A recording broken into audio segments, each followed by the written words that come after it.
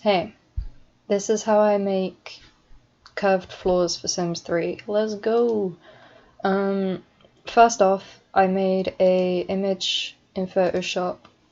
It's 5000 by 5000 with 100 pixels per centimeter. I'm doing it in centimeters because that's easier for me because I'm English, and of the systems we have for measurements, that's more straightforward to me. Anyway, it's easier to divide. But yeah.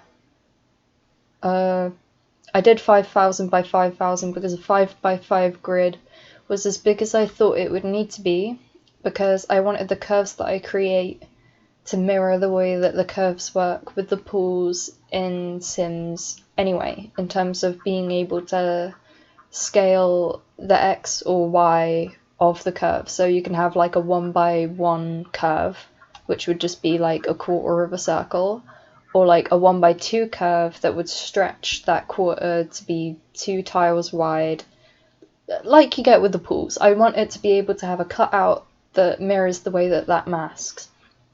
So I made a grid that I could imagine these being the floor tiles, and then I sliced along I used the slice tool, which I hadn't used before, to create slices along all of these guides. So that basically just means that when I'm saving the file, and apparently this is something that's sort of hanging on from like being able to use Photoshop for web design and things, you can create it so that the slices have the different elements, so that when you're saving for web, it will let you quickly just crop it to be one of the slices.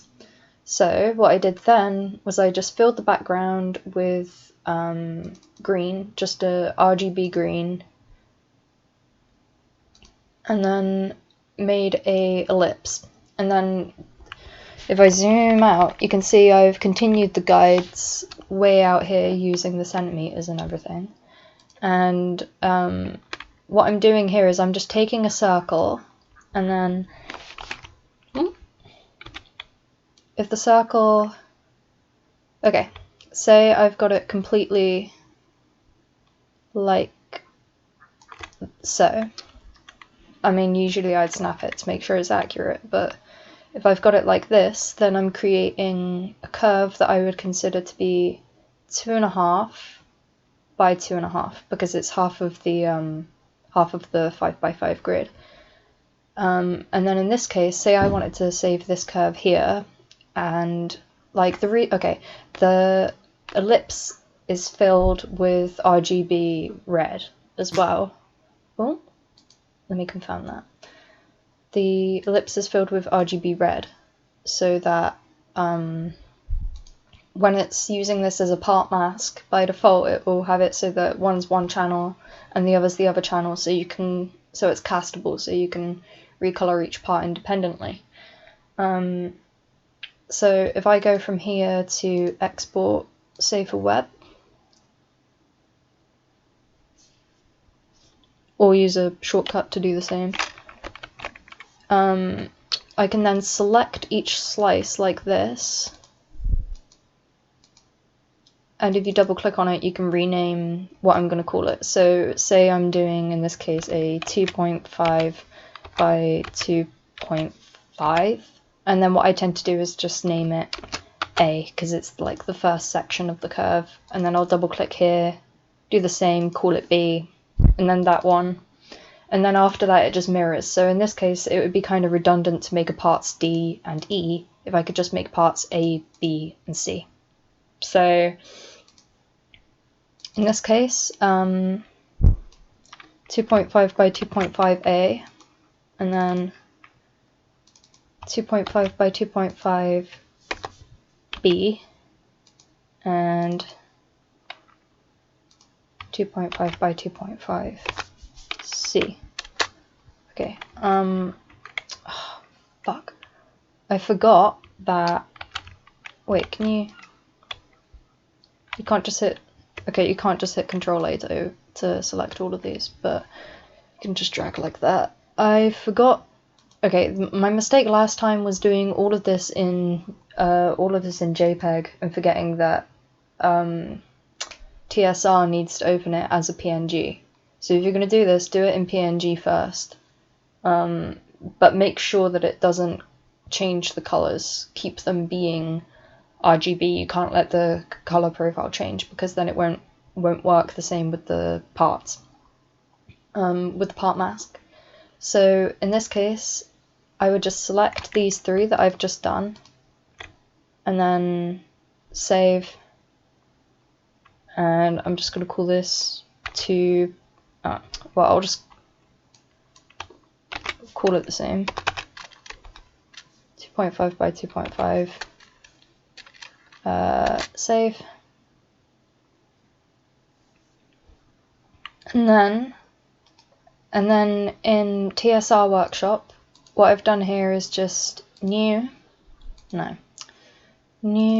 build item, walls and floors, and then I'm going to look for full. Floor full is just all of the default carpets and things that use the entire thing with one castable channel. In this case, I'm going to rename it again to 2.5 by 2.5. I know I should name things more responsibly, but considering I'm just making this for myself, I'm not treating it like I'm uploading it online. Okay, you're going to get a pop-up saying there's too many variations. In this case, if you hit no, it will have like 20 different versions of the same floor with all the different textures for all the different carpets. But if you just hit yes, when you go to textures here, it will just have the first default carpet and then one recolor of it. In that case, you just delete the recolor, so you're just left with the default carpet, and then you want to import, you want to go to where you saved your mask images, and then we just want 3 of the 2.5s, so that, and that. Let's start with the first one. Continue. Done. Okay. So that's the first curve. At that point, what I've been doing is with the pattern browser, I've been going to Miscellaneous because it's got the least out of all of the folders default, and then just picking the solid color, and I don't know, just picking some random color that will contrast nicely. And then here, where you've got pattern B, do the same. It's probably on default color, solid color by default, but I like to select it just to have a sense of what's happening. By default, this is not enabled, so you'll want to tile it 1 by 1, and that just means that whatever texture it is that's on the full tile, it will be tiling the texture without scaling it at all. Leave rotation at 0 as well, and then you want to change enabled to true, and that will just make it so that anything that's green will become the second colorable channel.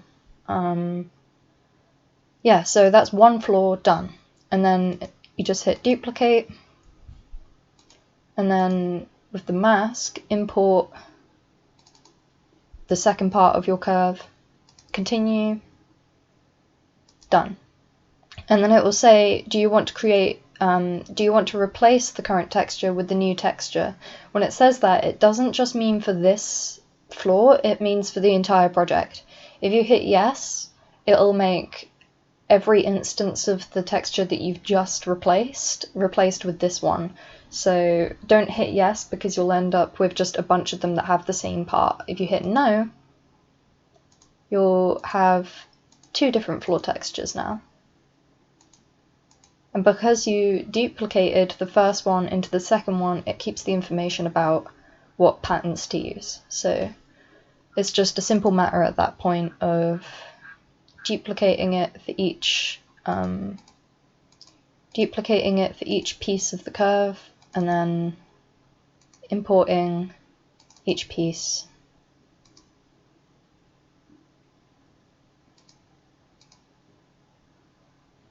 Okay, once you're done and you've got all the pieces you need, You can change anything about the project here if you want to change the details of how it shows up in game, different languages and stuff.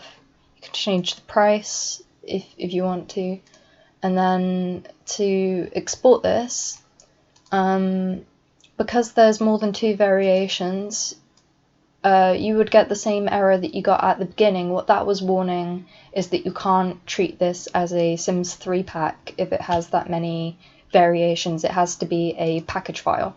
So to export that, you want to go to Edit, Project Contents, Export to Package, okay, and then you just name it something appropriate. So in this case, 2.5 by 2.5 is still what I'm going for. Yeah, and then just save the package file, dump that in your mods folder, and 2.5 by 2.5, here we go.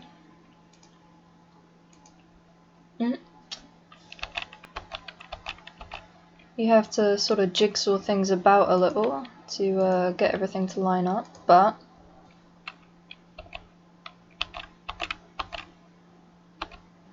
okay, damn, I've been a bit of an idiot because I should have, I forgot the fact that I would need to make a mirrored one, but nonetheless, still kind of makes the point. If I get rid of this, but yeah, if you want to change the carpeting, it's kind of handy to favorite it rather than having to find the exact same texture again. But if I do it this way and then, I don't know, make the second half,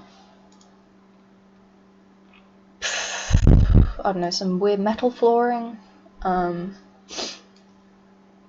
then to change the other ones that have multiple parts, just click and drag the texture like that, and then it's useful for like half tile situations and things, like making things meet where they otherwise wouldn't.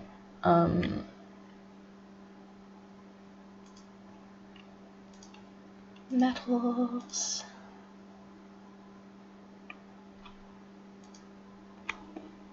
Yeah. I don't know how to solve this hairline annoying problem that it does. That's probably just some lazy inaccuracies when I was in Photoshop, but nonetheless, there you go. Curved floor divide.